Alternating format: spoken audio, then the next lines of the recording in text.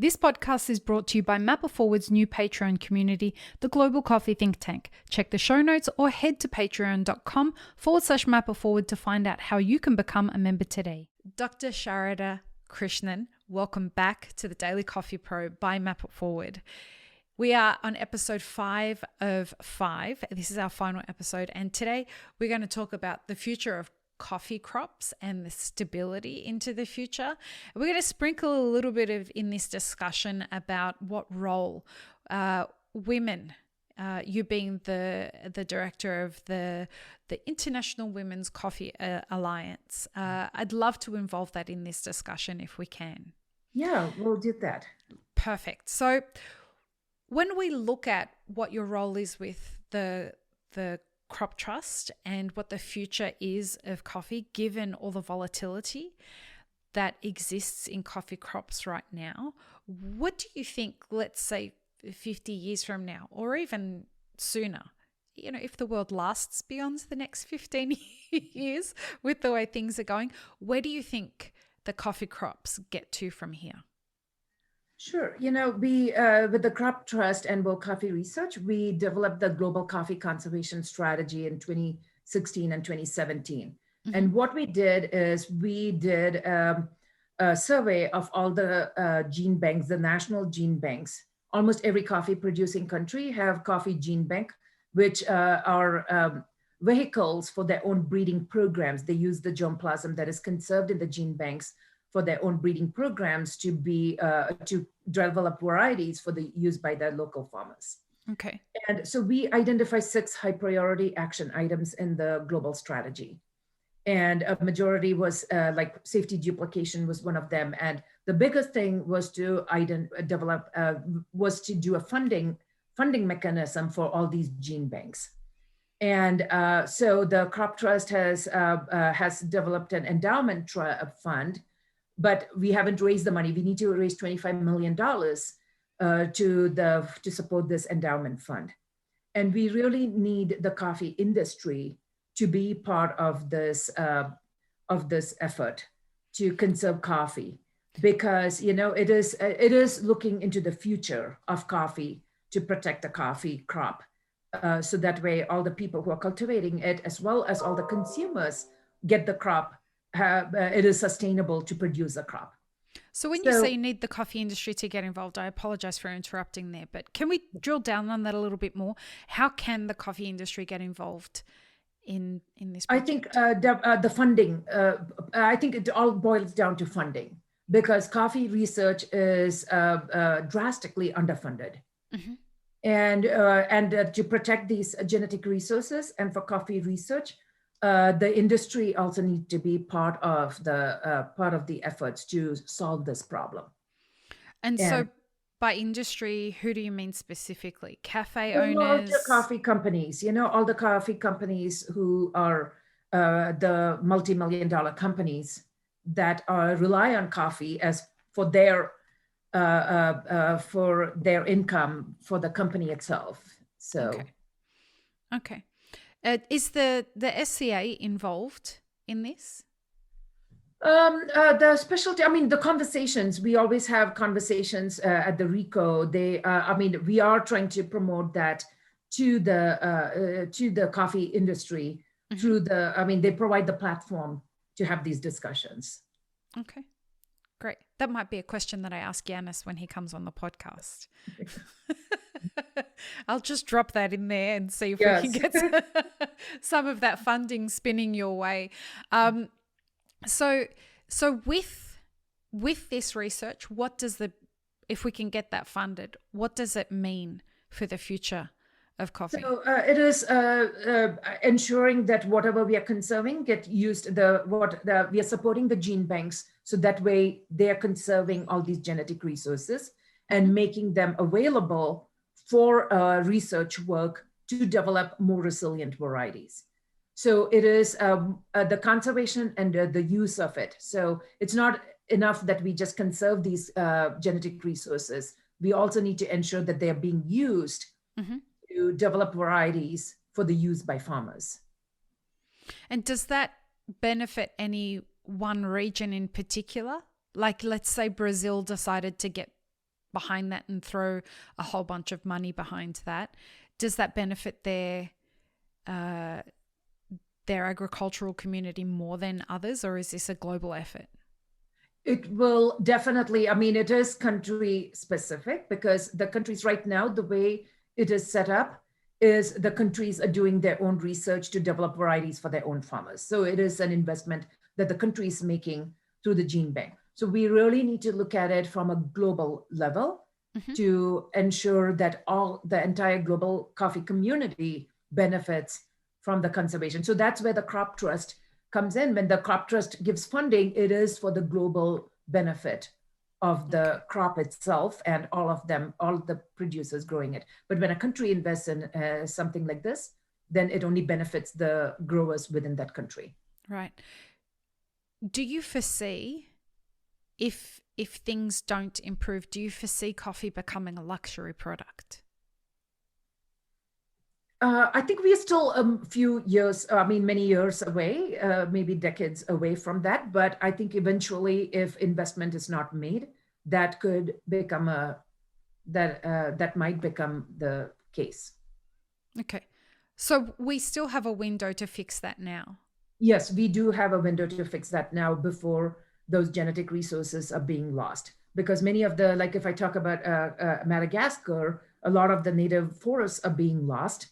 So, and climate change impacts all of those plants that are growing in the wild also. So we need to ensure that we are collecting more of these wild species and bringing them into the gene banks and conserving them too.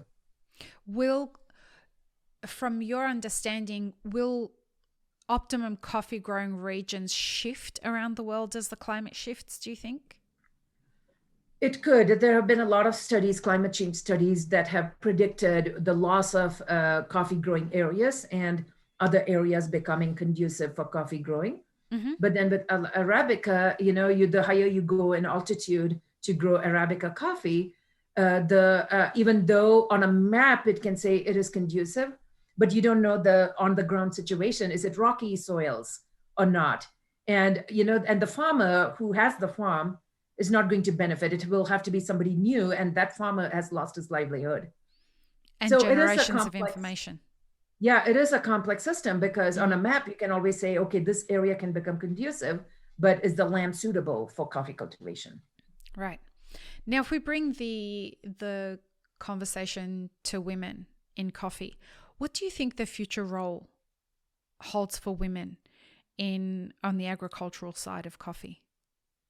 Yeah, women are mostly involved in the early stages of in the farm crop production and harvesting, and typically in many countries, then the males take over. They are involved in the trade side of it, and so the revenue goes towards the men and are not our women. And so that is why IWCA exists, is to ensure that we provide leadership development tools and market access for women coffee farmers, so that way they have equal access to all these resources. Right. And are we finding that there are more women coming into science of coffee?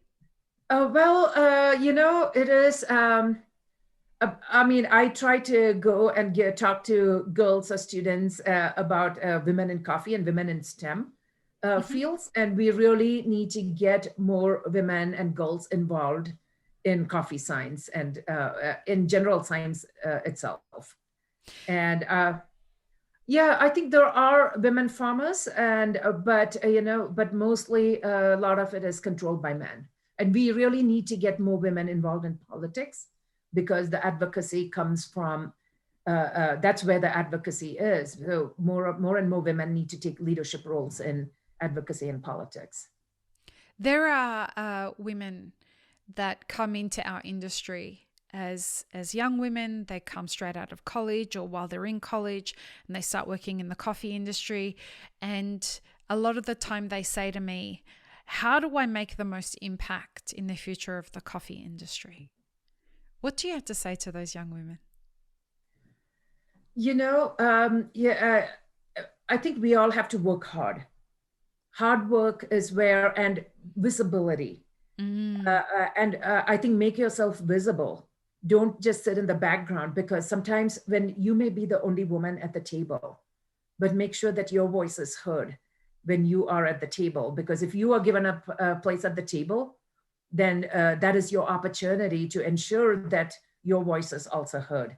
So don't be shy. When you are out there, make sure that you are advocating for women all over. And I'm so thrilled that the International Coffee Organization, the new executive director, she's the first woman at a leadership role in ICO. Mm-hmm. So that is a significant change. So I think we are slowly making progress. I think it's wonderful. We just recently had our national elections here in Australia. Mm-hmm. And it was women, professional women, who decided the direction of the election. Mm-hmm. And a historic number of women made it into, they won a historic number of seats, and independent women. Not aligned with any political party, which is just so exciting, not necessarily just for now, but for the future, because it takes some time for that to work its way up through the political spectrum. And this is exactly what we need happening here in our industry as well, is women taking a chance, working with other women who they can stand on their shoulders. Yeah. It's important, which is why, as I said on the first episode, I'm a bit of a fangirl of yours, just because I've seen you do the kinds of things that you're doing, which present the opportunity for the women that are coming up behind you to benefit from the glass ceilings that you've broken, which is very, very exciting.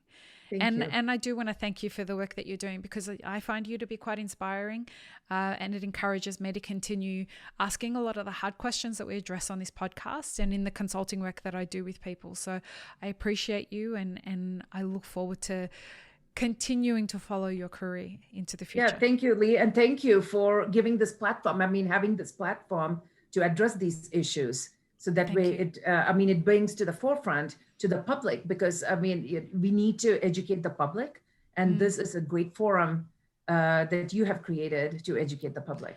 Thank you. I appreciate that.